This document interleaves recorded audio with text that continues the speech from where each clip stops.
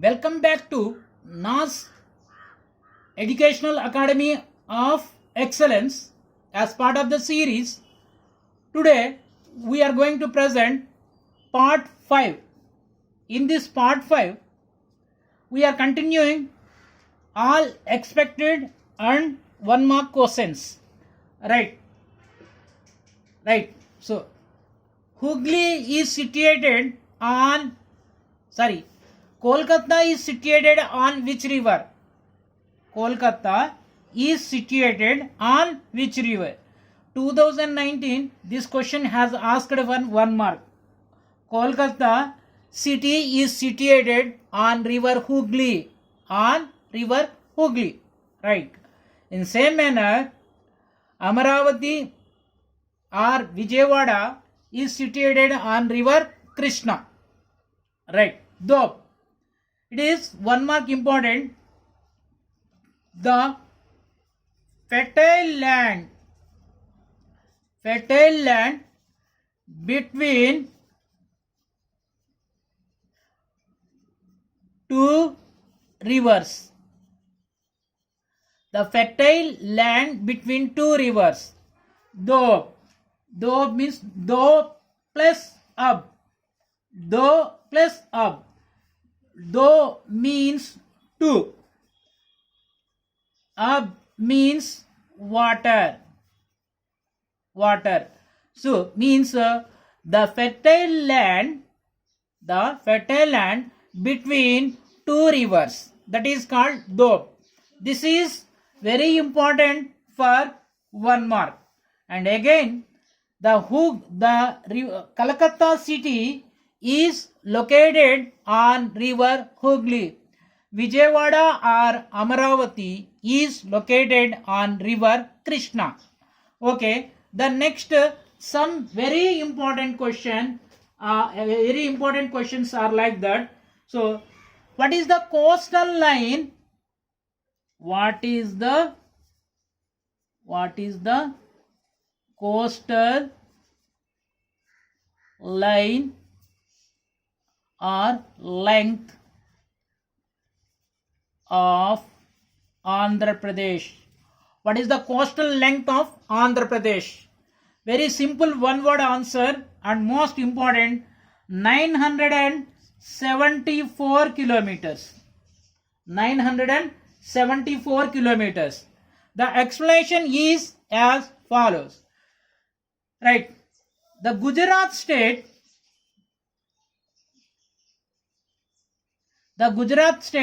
is having 1,600 kilometers coastal line. That is the largest coastal line state.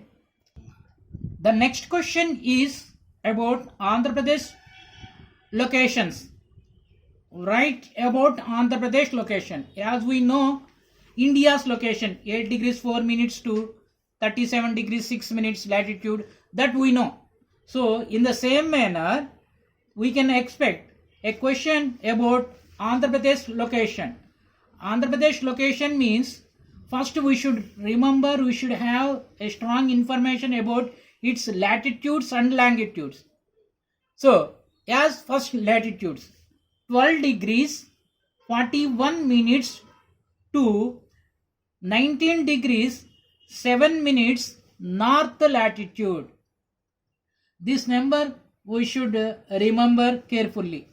12 degrees 41 minutes to 19 degrees 7 minutes north latitude, and longitudes 77 degrees to 84 degrees 40 minutes east longitude. And the Andhra Pradesh is situated in southern India, that means South India. These are the 2 points are enough.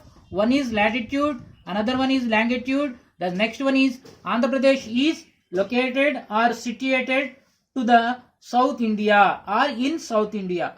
The next one is boundaries of Andhra Pradesh. Very important. Boundaries of Andhra Pradesh. Chhattisgarh,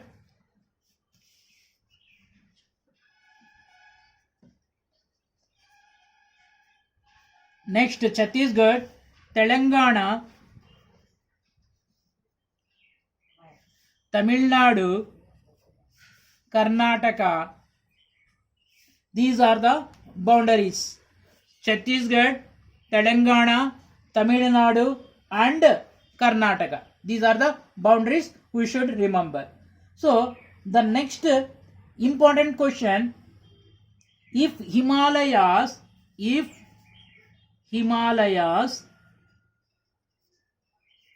would not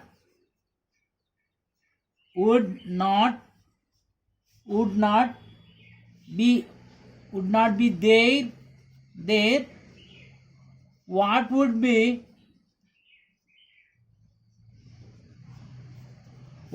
the conditions?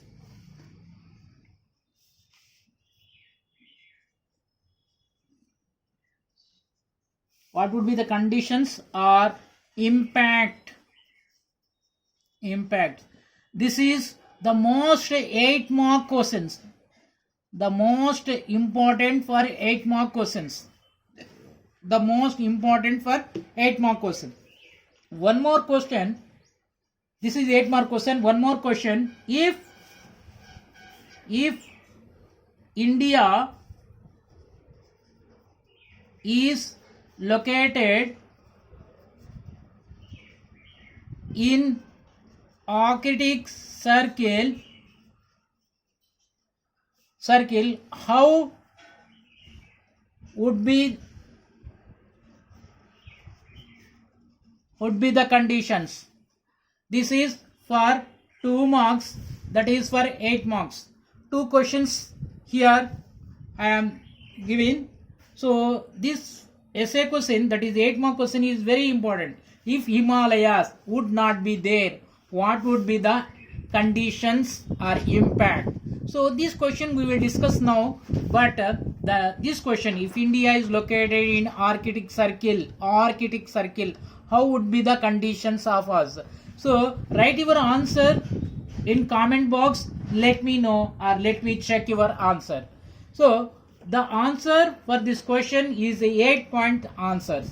If Himalaya would not be there, what would be the conditions or impact on India? So this question you can ask in different ways. The another way is, what are the advantages of Himalayas? What are the advantage of Himalayas? For that question, for this question, answer is same. Right? The answer, the first very simple point is, Himalaya acts as northeastern boundary of India. That is the first point. So, okay, this is the 8-mark question. The first point is, Himalayas act as natural boundary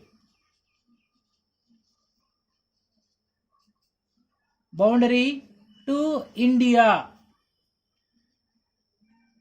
Himalayas acts as natural boundary to India. This is point 1.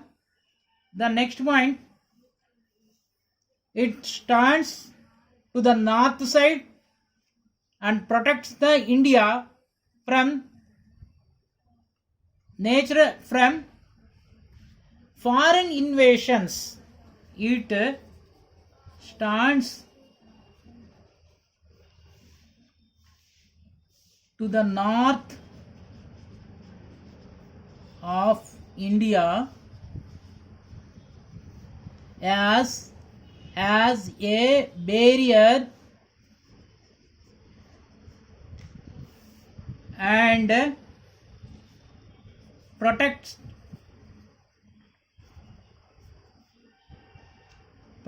us from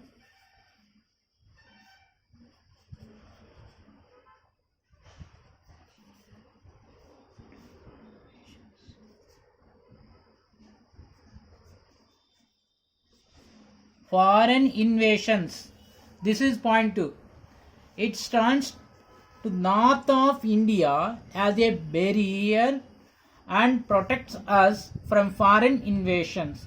Otherwise, if you want to make this point as a small, see, it protects us from foreign invasions.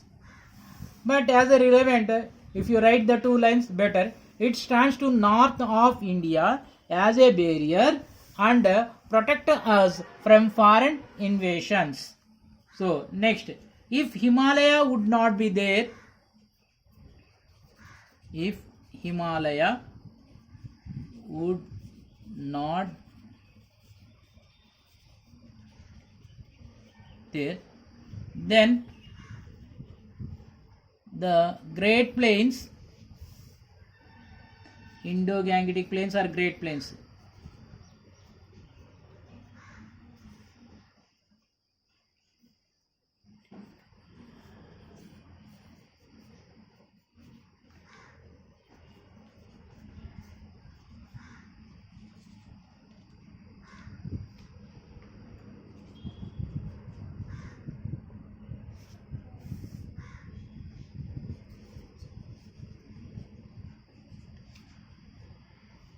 okay, the next point, if Himalayas would not be there, then the Indo-Gangetic Plains would become desert.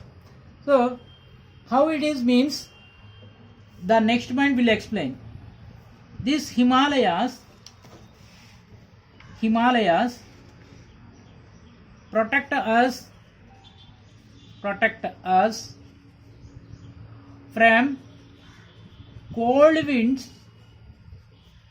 from cold winds which blow from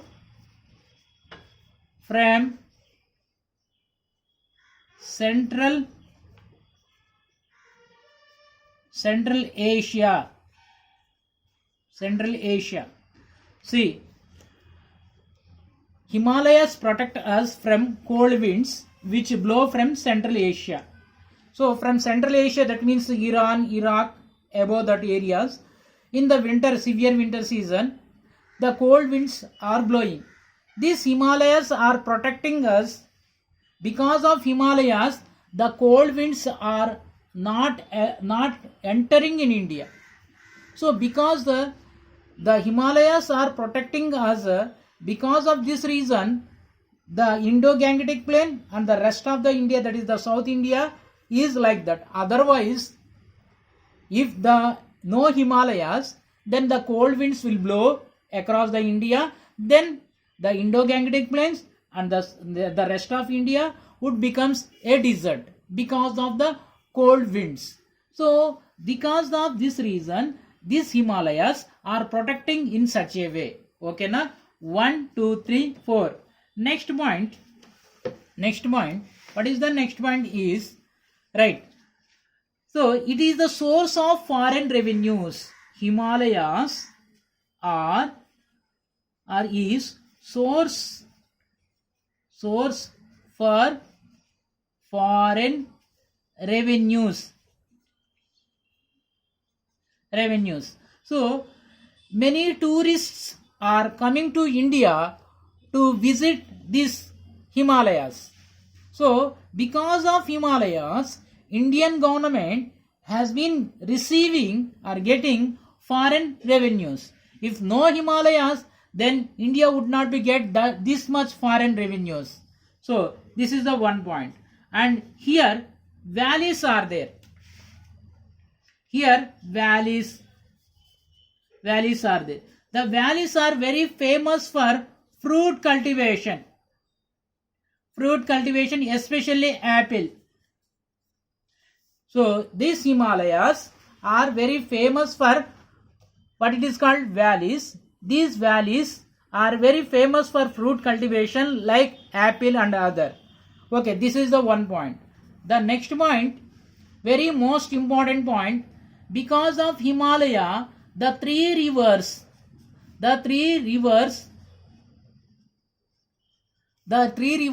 had origin,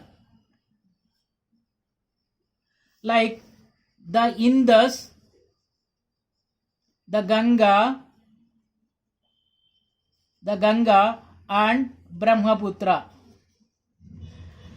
If no Himalayas, then there is no Indus, then there is no Ganga, then there is no Brahmaputra.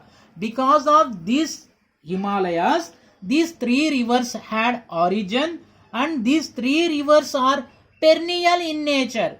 Perennial in the nature means these rivers are flowing continuously throughout the year, because the ice is the source of this river. The ice has been melting and becoming water. The water is flowing throughout the year. So when the water is flowing throughout the river, throughout the year in a river, then that river is called as perennial river. This Indus, Ganga, Brahmaputra and most of these rivers tributaries, they are perennial in nature. Because of these rivers only the Indo-Gangetic plains has formed. So this is one advantage. And the next advantage or the next point, so on many of the people, many of the residents of Jammu and Kashmir, Himachal Pradesh are depending on these Himalayas, like hotels and taxis and guides. For these, not only the hotels, taxis, guides and different other people are depending on these Himalayas for their livelihood. If this Himalaya would not be there, then for such type of people there is no livelihood. So these people are some thousands of people are depending on these hotels, taxis and guides. They are earning a what is called a sufficient income to sustain themselves and their families. Like we can write relevant points more than 8 points. Here we discussed some relevant 8 points. If you consider any other points, so you can mention comment on this comment box. Please, dear student, it is one important what is called message. Till now, those who do not subscribe, please subscribe to my channel and press bell icon to receive the latest videos. And please write your comment or write your what is called suggestion or your doubts in the comment box. Okay na? Okay. Continue to this question. And the next one is Babur. What is Babur? It is very important for 2 marks. What is Babur? What is Babur? So Babur is a structure of Himalaya, the Himalayan rivers and its tributaries. Himalayan rivers.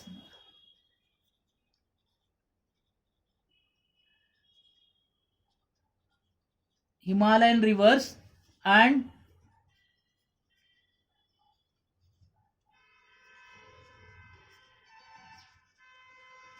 the Himalayan rivers and its tributaries while flowing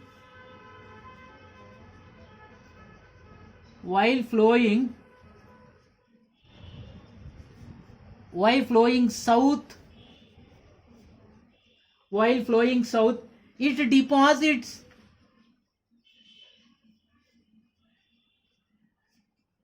sediments that are nothing but the pebbles, gravels in a narrow belt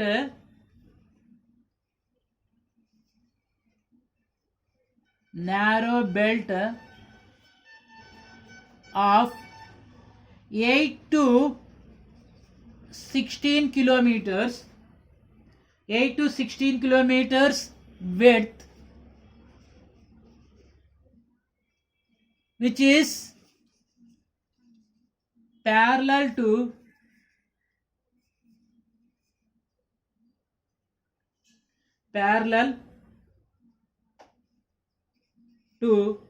foot of the Himalaya.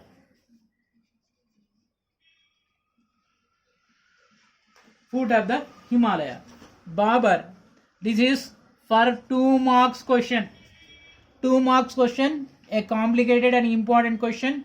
Babur is a structure of Himalaya. So Himalayan rivers, the rivers which born or which origin in Himalaya, so and its tributaries, so when they are flowing towards the down or towards the south, so it brought some sediments that may be pebbles, gravels, and these sediments are deposited in a narrow belt. The belt is 8 to 16 kilometers width, so which is deposited to the foot of the Himalaya. This 8 to 16 kilometers narrow width bed, which is the parallel to the foot of the Himalaya, is called Babar. So again, the Himalayan rivers and its tributaries, while flowing to the south or to the down, it brought some sediments, pebbles, gravels. These sediments deposited in the foot of the Himalayas as a belt of 8 to 16 kilometers width. So this belt is called Babar. This is most important for a 2-mark question. The other one is Terai.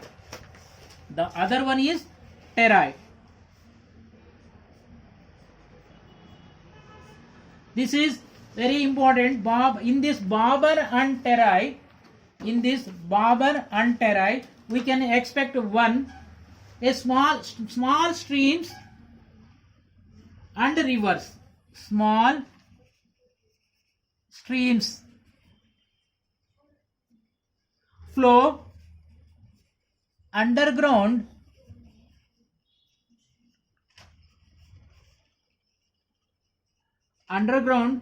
through Babar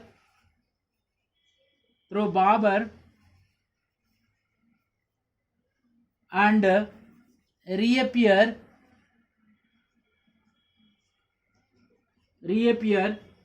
in lower areas and form swampy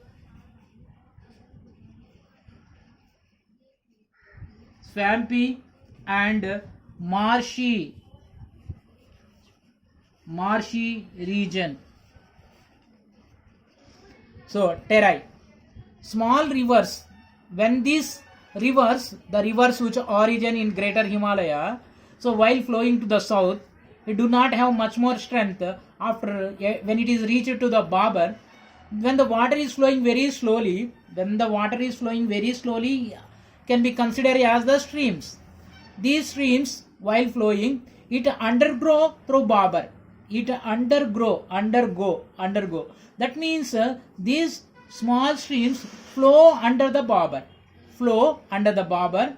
and reappear after the Babar. For an example, see, this is the 8 to 16 kilometers width Babar. So the water comes here, and so because of the Babar, the water we cannot see the water flow under this Babar, and after end of the Babar, the water reappears. So this, after reappearing, so it do not have the force to flow fastly, it flow very, very slowly. So because of it forms a swampy and marshy. That is in Telugu బురదతో కూడినటువంటి area. ఈ బురదతో కూడినటువంటి ఏరియానే మనం టెరాయ్ అంటాం. ఓకేనా? So again, small streams which flow under the Babar and reappear in the lower area, that means after the Babar, which form a swampy and marshy area, that is called Terai.